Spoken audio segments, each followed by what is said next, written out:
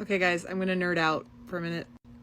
My background is in education, so I have been a teacher basically my entire professional life, but always from a place of music psychology. That's what I'm gonna get my doctorate in, is improving music education through music psychology.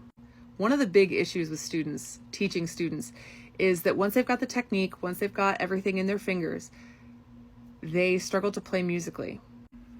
And actually, interestingly enough, part of what I've researched is how sometimes technicians, like people who are really good technically, kids who can play super well technically, they struggle to play musically.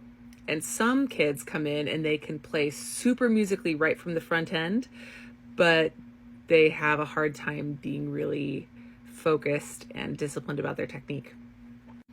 But for right now, let's talk about that first group, the group that can do a lot of great technical stuff, but they have a really hard time even understanding what musicality is, or what the purpose of it is, or even how to engage with it at all. So part of my research has been in something called proto music. If you're interested in it, this is a fantastic book. Proto Music by Alessandra Anastasi. Also this book, now that I'm just like, if you're a nerd and you like reading big books, this guy is incredible. I also really dig a book called Singing Neanderthals, which attacks the same question from an archaeological point of view. But here's the big thing here. Here's what they all are saying.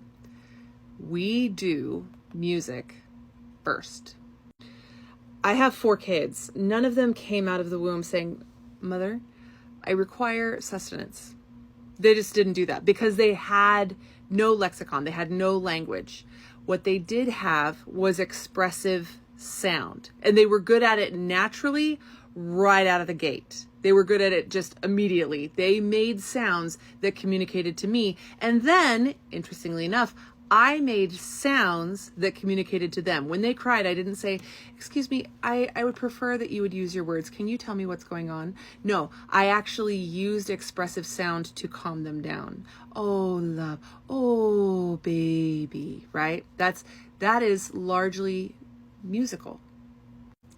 And then, and I'm writing a paper on this right now, when people are toddlers, they tend to play first with the musicality of their sounds. They're still not playing with language. They go, ba ra ba ra ra ra ra ha ha ha. They're actually changing the tone, that's a musical word, the accents, that's a musical word. All of these things that they are changing to communicate to the people around them. That ability to communicate musically is actually a huge deal. It actually makes kids capable of surviving in their community. They can communicate before they have the technology of language. What we think of as music is actually just stylized, exaggerated, expressive sound. So if you are on a violin and you're going da da da da da da da da da, that shape, that is something that we do as humans, that but it's stylized on an instrument. If you are a percussionist and you're going that is the same kind of sound that a horse makes when they gallop. These are all natural sounds that are exaggerated and stylized and put into music.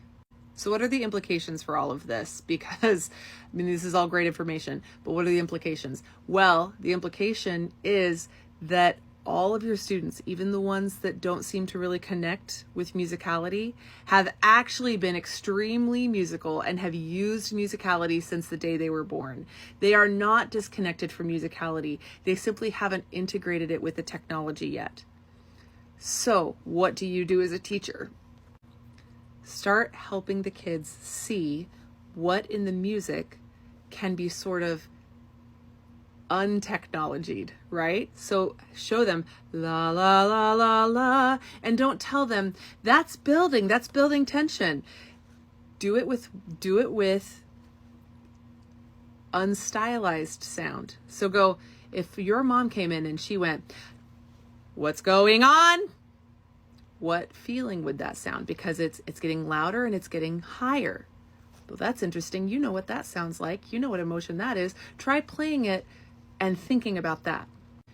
Or if there's, you know, a descending line, da da da da da da da da da da da da, do it outside of stylized music. Do it outside of the Pythagorean scale and go, and see if they get it. I'd really actually like to hear how this goes for you guys. So please comment, let me know how this goes.